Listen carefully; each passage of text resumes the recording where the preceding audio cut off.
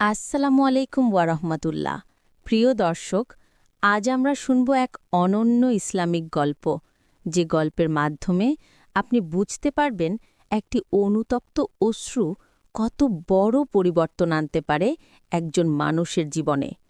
এটি শুধু একটি গল্প নয়, এটি একটি শিক্ষা, যা আমাদের হৃদয়কে কাঁপিয়ে দেবে আর আল্লাহ দিকে ফিরে আসতে উদ্বুদ্ধ করবে। একদিনের কথা, বাগদাদের এক অন্ধকার রাত্রিতে এক যুবক ছুরি হাতে বেরিয়ে পড়েছিল শহরের পথে। তার নাম ছিল আমির বিন সাঈদ। সে ছিল ডাকাত, খুনি আর মানুষের ভয়। যেখানেই যেত, মানুষ ভয়ে পালাত। সে বলত, আমি যাকে চাই তার জীবন কেড়ে নিতে পারি। কিন্তু আল্লাহ তাআলা কারো প্রতি অবিচার করেন না। সেই রাতে আমির ডাকাতি করতে গিয়ে এক বৃদ্ধা মহিলার ঘরে ঢোকে। বৃদ্ধা মহিলা তখন তাহাজ্জুদের নামাজে দাঁড়িয়ে কাঁদছেন, চোখের জল ঝরছে, ঠোঁটে দোয়া। হে আল্লাহ, আমার সন্তান পথ হারিয়ে ফেলেছে, তুমি তাকে হিদায়েত দাও। আমির কিছুক্ষণ থমকে গেল। সে বলল, বৃদ্ধা, তুমি কি জানো আমি কে? বৃদ্ধা বললেন, তুমি মানুষ আমারই মতো। তুমি এখন পথ হারিয়েছ, কিন্তু আমি জানি আল্লাহ চাইলে তোমাকেও বদলে দিতে পারেন।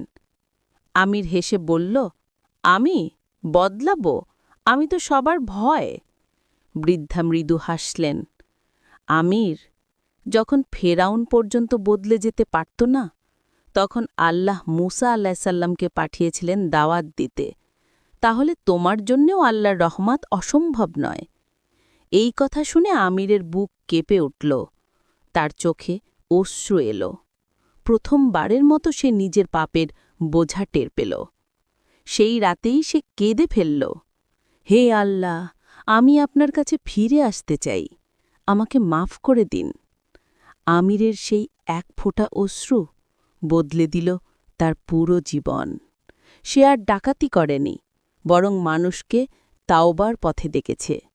বছর কয়েক পর সে বাগদাদের একজন আলেম হয়ে গেল।